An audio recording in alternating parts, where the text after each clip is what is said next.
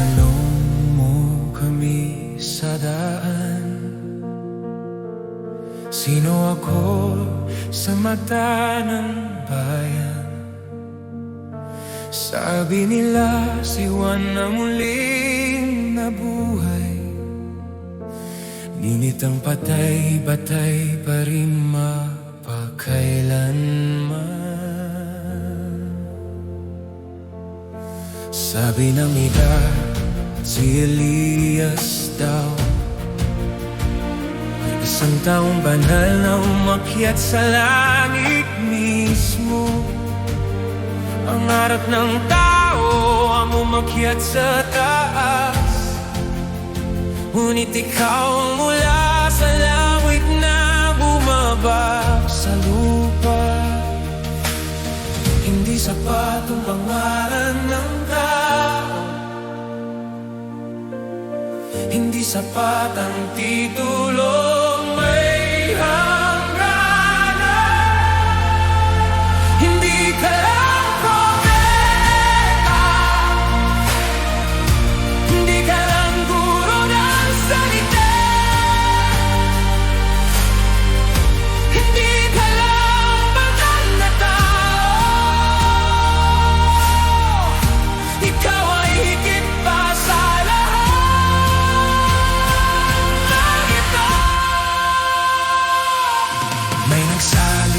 dakilang guro, may aral, may bidad, may autoridad.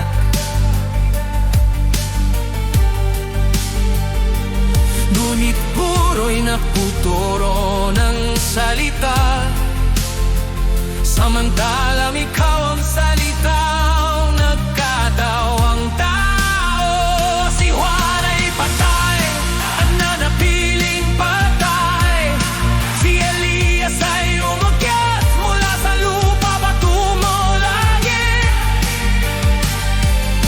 Ngunit ikaw, anak ng Diyos, mula sa langit bumaba at buhay magpakailanman.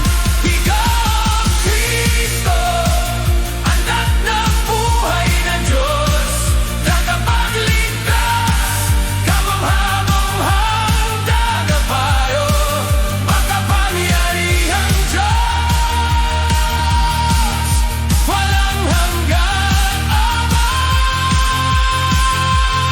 prinsipe ng kapayapaan. Jehovah Jireh, aming tagapaglaran, Jehovah Rapha, aming kagalingan, Jehovah Nissi, aming bandila, Jehovah Shalom, aming kapayapaan, Jehovah Rohi, aming pastor, Jehovah Tsidkenu, aming katuwiran.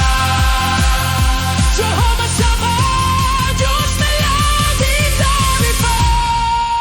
Hindi ka lang propeta, hindi ka lang guro ng salita, hindi ka lang banal na tao. Ikaw ay higit pa sa lahat ng ito. Ikaw ang Kristo, anak ng buhay ng Diyos, tagapagligtas, kamangha-manghang tagapayo, at kapangyarihang Diyos, walang hanggang, Ama, prinsipe ng kapayapaan. Ikaw ang Jehovah Jireh, aming tagapaglaran, Jehovah Rapha, aming pagalingan, Jehovah Nissi, aming bandila, Jehovah Shalom, aming kapayapaan, Jehovah Rohi, aming pastor, Jehovah Tsidkenu, aming katuwiran. Jehovah Shammah, Diyos na laging daripon.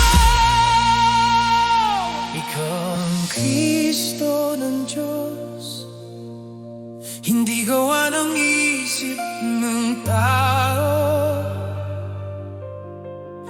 hindi katang isip ng panahon. Kung di pahayag ng Ama sa langit. Sa iyo kami sasamba, sa iyo kami susunod. Ikaw ang Panginoon.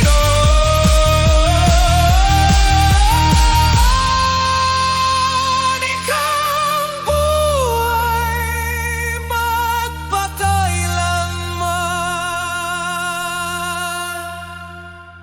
Ikaw ang Kristo,